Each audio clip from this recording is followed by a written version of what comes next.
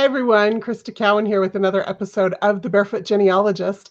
It is time for an episode of What's New at Ancestry. This is for December 2021. We have a lot to cover today, so we are going to go ahead and just dive straight in. As always, we're going to start off with a little just brief mention about genealogy conferences. So Roots Tech is, of course, the largest genealogical conference held every year. This past year, earlier this year rather, it was held virtually. It was held completely free. And all of the content, all of the presentations and the lessons and workshops and speakers and entertainment, all of that is still available for free on the Roots Tech website. In addition to that, they just opened up the registration for the 2022 conference, and it will again be virtual and free. So hopefully you'll head on over there and take a look at that. There are, as always, still dozens and dozens of genealogy conferences and events going on around the world. And I encourage you to check with your local genealogical society to see what events are available to you. Okay, we have a lot to cover in our new and updated tools and experiences on Ancestry. So much so that, like always, I am going to provide a little menu in the description for the video so that if you need to come back and review something, you don't have to watch the whole video again because it could be long today.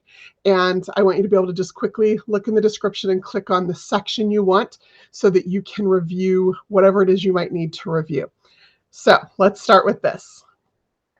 Ancestry has done a complete visual design refresh on our website. So I'm going to explain why we're making this change. Then I'm going to show you what has changed, and then I will talk about when that change is happening. For some of you, it's already happened. So let's talk a little bit about why Ancestry has made this change. First off, it is important that we have a fresh, modern look and feel. You never want your website or your design to get stale because then as new people come in, they think you're a little outdated, they leave. Okay? It's the same reason we paint the cabinets in our house or repaint our, front door every once in a while. The other more important reasons are because we need to have some visual consistency and improved accessibility across the website. So at Ancestry, all the different parts of the website are managed by different teams. And there were some things that got a little bit out of sync. Buttons that were a slightly different color or a different shape, links that took you to different places than that same named link in another part of the website might take you. So this allowed us to standardize everything across the site so that there's some consistency both visually and in the way that you access things.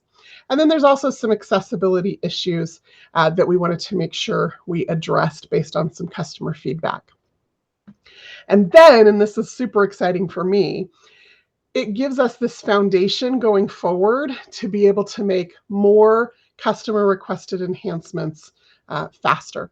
And so by standardizing and making the site more consistent and componentized, it's going to allow us to bring some exciting changes to you based on the feedback that you've given us. So here's what has changed. The underlying structure and functionality of how your family tree works, of how searching records works, of how accessing your DNA works, all of that is the same. What has changed is some colors and some fonts and some icons and some avatars and some buttons.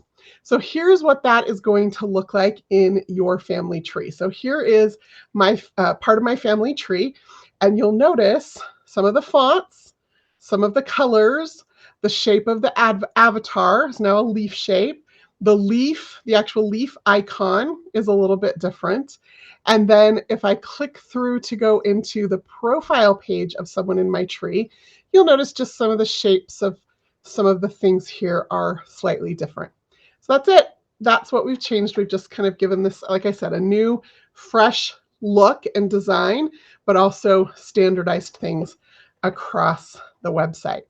Now, there are a couple of other places where some of these changes are already taking place. So the first one is what we call the logged in homepage. So if you go to Ancestry.com, you log in, the logged in homepage is currently being updated. Now, some of you have been with me for a while know that we had an old homepage, like 8 years ago, and then we moved a bunch of people over to a new homepage. We called it the 2-tile homepage. You may remember it had 2 giant tiles on the page, one for your tree and one for DNA. And we got so much feedback about that change. And then we tried to make a change again and got a bunch of feedback. So what we've done is we've taken all of that feedback, we've incorporated it into this new design, and this is currently being rolled out to users. So let me just give you a quick tour, and if we need to do a more detailed tour, I'll see if I can maybe do just a video about that later, or maybe something over on my Instagram stories. So here is where your tree is, right here at the top. It's going to be the last tree you worked on, just like always. And instead of just having the last person you worked on, it's going to have the last 3 people in your tree that you worked on. So you can go directly to your tree or directly to one of those last 3 people that you worked on. Your search widget has been returned. So for those of you who are on the 2-tile homepage, that wasn't, I think it was below the fold. So it's been returned. You can click advanced search to take you directly to the main search page. Same place you go when you click search all collections. Now we have a little bit of a discovery widget here. And so you can see some of the hints for one of the last people that you looked at in your tree. And then some photo hints. You're going to see some of your tools and resources over here on the right-hand side. If you keep scrolling down, you're going to see information about your DNA. I'm not going to keep scrolling because I don't want to out my DNA matches. They haven't given permission, all of them, to be shown. So that's the new change to the homepage. It's just a little bit of a, like I said, fresher look, makes things really easy, componentized, easy to find. Do a little exploring, click around. We want to hear what you have to say. Which leads me to, when is this all happening? So this is a global rollout. So it's happening for all of the Ancestry websites around the world, not just Ancestry.com, but Ancestry.co.uk and .au and .de and .it and .ca, like all of the Ancestry websites. So it's happening all over the world. A number of you have probably already received it, and it will be rolling out over the next several weeks. So hopefully everyone will have the new update by the end of the month. That's kind of the plan that we have here. But we do still want feedback. So for the next couple of weeks, there's going to be a little feedback box in the bottom right-hand corner of your screen. And if you have feedback, good, bad, or otherwise, we want to hear it, particularly about the new design, the new homepage, any of that. There is one other thing I forgot to mention that we have changed on the Ancestry homepage. And this is just on .com. This was just released last week, so everybody has this. Up here in the top right-hand corner of your screen, you're going to notice a little language toggle. So we just added the ability for people to toggle the website into Spanish. So a lot of native Spanish speakers access Ancestry. We wanted to make sure that we have an inclusive Ancestry experience available for everyone. And this is a step that's going to allow us to do some additional translation and some additional things in the future around the world to make Ancestry, again, more accessible for everyone. Okay, that's the new design. Next up, I want to talk about some changes to Ancestry Search. We've been, again, listening to your feedback. We've made some changes. I gave you a whole list of changes in the October What's New video. So if you missed those, I'm not going to go through them again. I just want you to go back and watch that video if you haven't seen it yet, because there were some changes made, and I just want to make sure everybody's up to speed on those, because now we're just going to keep building on those. So there are a couple of additional changes that have been made over the last couple of months to search, and then there's more coming, again, based on your feedback. And I bet some of you, if you pay attention, you'll figure out exactly where we're headed with this. Okay, so all of them have to do with your search results list. And then one of them has to do with if you craft a search yourself. So if I am on a person in my tree and I click search, that's what we call a search from tree. Hopefully it's not the only way you're searching, but this is a major way that a lot of you search. So Ancestry has always, or for years, has had what we call smart filtering. So smart filtering, what it does is it looks at the record you've already attached to the person in your tree, and it filters them out. So right now you can see, let me make my screen a little larger here. Right now you can see I have my smart filtering turned off. So I can just come in here and I can turn it on. And what it's going to do is, because I've already attached an 1850 and an 1860 census record to this person in my tree, it's going to remove those databases from my search results. So I won't get any more 1850 or 1860 results in my search results list. So you can turn smart filtering on or off. That is a sticky feature, which means if I turn it on, it stays on for everybody in my tree until I turn it off. Okay, so that's how that works. Now, we've also added badges, so search badges. So on your search results, you're going to start to see things like in your hints. So I'm looking at this search result here, and what this is telling me is that this same search result is in my hints, and it's still sitting there. So if I click this, it's actually going to take me to my hint list for this person so that I can not just find that one hint, but all the hints and work through them. That's a really good research process or habit to get into anyway, is work through your hints first, then do your search results. And so this is just a way to remind you or to let you know that that's there. Now, we've turned on this badge, this particular badge, but there are other badges that we can turn on. And we'll be testing some of those over the coming weeks and months. So I want you to kind of think about what kinds of badges you would like to see on your search results. And then, like I talked about last month, we've made some updates to some of those filters. Okay, now the other change that we've made to search has to do, so smart filtering is just, I just wanted to make sure everybody knew about that. It's been around for a long time, but now with the badging, if I turn it on or off, it'll tell me this is already saved to my tree, or this is in my hints, or this is a hint I ignored already. Okay, so just so that I can quickly skim through my search results list. Now, this change is a little bit more for those of you who are brand new. So if you're fairly new to Ancestry or fairly new to family history research, one of the things that a lot of you do is you come in here and you just type in a name, and that's it. And you click search. And so we have this new search wizard that's going to walk you through the additional pieces of information that our search engine needs in order to provide you with the best possible results. Because you may think that your grandfather's name is super unique, but it might not be.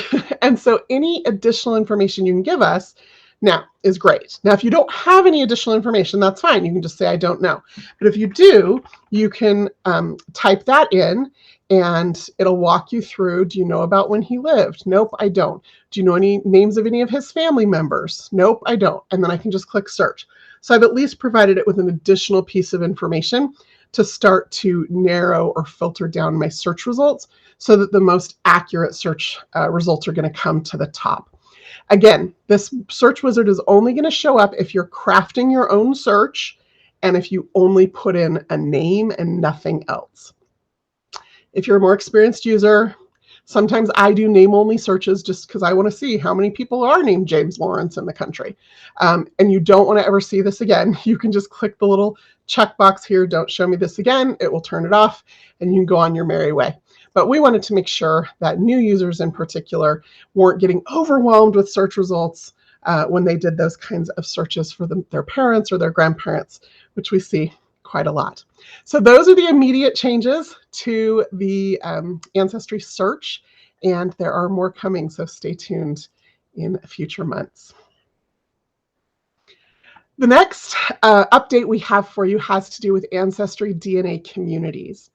So most of you who've taken an AncestryDNA test, and that's about 20 million plus of you, have become really familiar with the ethnicity estimate. So the ethnicity estimate is anything that has a percentage next to it. It's looking at where your ancestors lived 500 to 1,000 years ago. It's derived from a reference panel of people that our science team has deemed inclusive to that reference panel.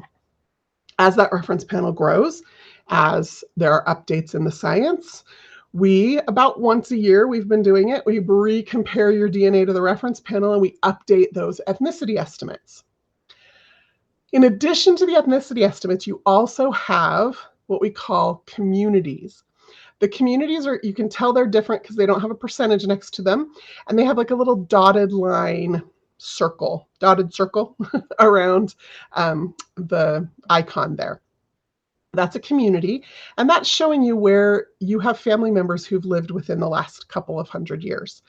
And that's derived by comparing your DNA to the other 20 million people in the AncestryDNA network, and we start to notice these clusters or communities or networks of matches, and we can then identify what all these people who all match each other have in common, and it's typically going to be a location. And so we can narrow those locations down to some really specific places. Ancestry, you can be, so the ethnicity update's done about once a year and everybody gets the update at the same time. The communities are updated a few times a year with new communities, and that's what's happened here. We'll talk about specifically what they are in just a minute. But you can also be pulled into an existing community at any time based on new matches that you get. So those communities can change, and you should probably check them once in a while. So here are the communities that were created in the latest update. And I'm going to read them off just to make sure I don't mess any of them up. They're all from a very specific region of the world. Typically, that's what happens. I think our last update just a couple months ago was for some places in Africa and Asia. This is some places in Europe. So we've got, where's the list? I have to make sure I get all the numbers right. So our updated communities now include 10 in Czechia, 61 in Poland, 61 new communities in Poland, 15 in Slovakia and Hungary, 8 in Ukraine, 1 for Latvia and Estonia, 4 in Lithuania, 4 in Russia, and 1 in the Transdanubia region, which I didn't even know was a thing until this came out and I had to go look it up. So I learned something new. So those are the new updates for AncestryDNA communities. If you suspect that you have ancestry from one of those regions, go check out your DNA story and see if you've been included in one of those communities through your network of DNA matches.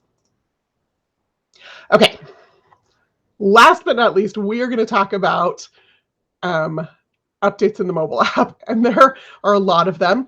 If you don't yet use the mobile app, it is the best companion to Ancestry. So I use Ancestry at home on my big monitors. I have 2 of them. At the office, I have 3 of them.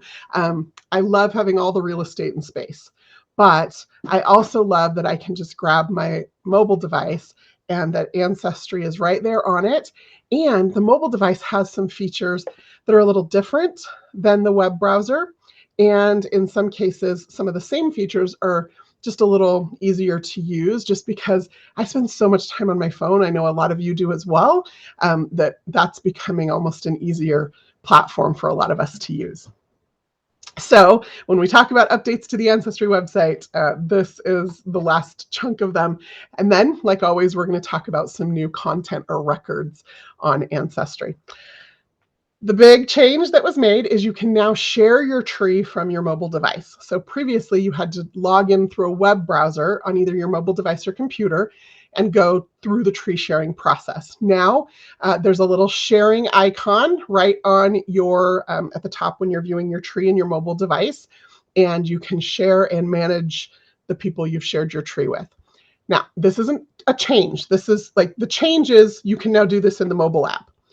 The different ways you can share are the same as they've always been. So you can invite someone to be a guest on your tree, a contributor, or an editor. And if you go to share your tree in the mobile device, now you can just swipe through to see the different levels of permission that you can grant people. And what it does is it then creates a link. And you can then email or text that link to any family member that you want working with or contributing to your family tree. Again, same as on the website, you also have full control over whether or not people can see the living people in your tree. So you decide what level of access they have to your tree and whether or not they can see the living people. So that's now available through the mobile app. That's super exciting. I know a lot of you, I don't know if you know this or not, you don't have to have a subscription to Ancestry to have a family tree. That's actually a free service on Ancestry, which means you can also share your tree with anybody, and they don't have to have a subscription in order to be able to view your tree. So if you want to share it with your mom or your aunt or your sister, have them contribute to that family tree, or even like my brother just has viewer access, guest access. He just wants to be able to see it and consume the content that I'm creating as I build out our family tree, and I am more than happy to have him do that. Another new feature in the mobile app is image tagging, and this is not currently available on the website. So when you upload a photo to your family tree, no matter where you've uploaded it from, although it's really easy on the mobile app, you can then tag it. So here's a photo of my cute great-grandparents. This is my great-grandpa Victor. I knew him. And this is my great-grandma Mary. Unfortunately, I did not know her, but I look at her face, and that's my grandma's face and my sister's face. And there's this new little icon. It's two people, little two people head. And when you click on that, it actually allows you to tag who the individuals are in that photo. So if I upload a photo of like 10 people, it's a family portrait, I can go through and tag each person in the photo so that anybody else who sees that photo knows exactly who's who. Not only that, the process of tagging the photo actually attaches it or saves it to that person's gallery in the tree. Right now, if you do it on the web browser, you have to go through one person at a time and save it to them in the tree. And this kind of just speeds that process up a little bit. And again, we're so used to doing some of these things on social media that tagging photos on the mobile app, to me, is a really slick process. I appreciate it. Next up is photoline. So photoline was actually launched several months ago. Many of you have already seen it and used it. It was a request made based on some customer feedback. People wanted to see, like, who do I look like in my family? And you know, are there things that are the same with us? And we saw people creating photo collages and trying to kludge things together. And so we created photoline in the mobile app, which just takes you and then 3 generations of your ancestors, creates a little image that you can then share on social media or email to family and friends that allows you to kind of compare some of those faces. And based on customer feedback, we're now giving you some flexibility in which photos are included. So watch for that, look for that in your mobile app. And again, that is a mobile-only experience currently. And then the mobile app, I think I'd mentioned it a few episodes, What's New episodes ago. They have this widget for iPhones that goes on your widget screen, if you're familiar with that, that shows you upcoming events in your family tree. So like 2 days from now, it's your nephew's birthday, and 4 days from now, it's your great-grandparents' anniversary, and 10 days from now, it's the anniversary of the death of your aunt. Right. And so it gives you kind of this preview of 3 events in your upcoming in your family tree. Well, now in the app on the Discover tab, there is a place for birthdays, wedding anniversaries, and anniversaries of deaths so that you can see the next 3 of each of those events that are coming up. So in 4 days, it's the birthday anniversary of my great-grandaunt, who was my great-grandmother's sister.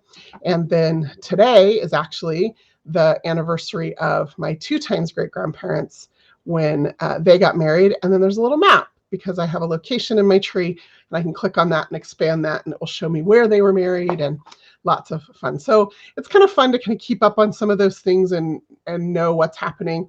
I heard from one of you over on my Instagram account when we were talking about this. She said one of the ways she decides what to research each day is she looks at this and she says, okay, whose day is it today? Like, is it somebody's anniversary or birthday, or did somebody die on this day? And then that's the person in her tree that she goes in and tries to make sure she's reviewed all the hints and searched for any records she might be missing, and done some historical research and some newspaper research to see if there's anything else about their life story that she can collect that information. And that's one of the ways she decides what to do on Ancestry. I thought that was kind of a brilliant idea. Okay, that is all the product updates. We're going to now talk about the new content that has been released on Ancestry. And I wish we could talk about all of it.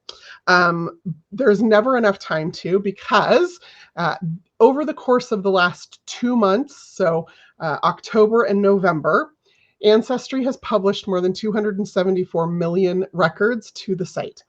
And I don't even know how many databases. I probably should have counted that up, but that's a lot of records. So I will show you where you can go to find those records. So if you click on search, you're going to find the card catalog. And the default sort to the card catalog is by date added, which means the new stuff will always be at the top of the list. You also want to make sure you check date updated. Those updated database collections are often an even bigger deal. So for example, we just added, I think, 100 million something records to the newspapers indexes for the US and Canada and Australia. So we update some of these databases on a fairly regular basis, and you want to make sure you don't miss those as well. So date added, date updated, that's how you're going to check those out. So let me just mention a few. And this is kind of how you search for them. So for example, if I come in here and type in Mexico, it's going to bring up everything that is has the word Mexico in the title. So I'm going to filter it down to the country of Mexico. So here are 41 million church records from Mexico. Church records, of course, are different than civil records. Civil registration records are the government recording births, marriages, and deaths.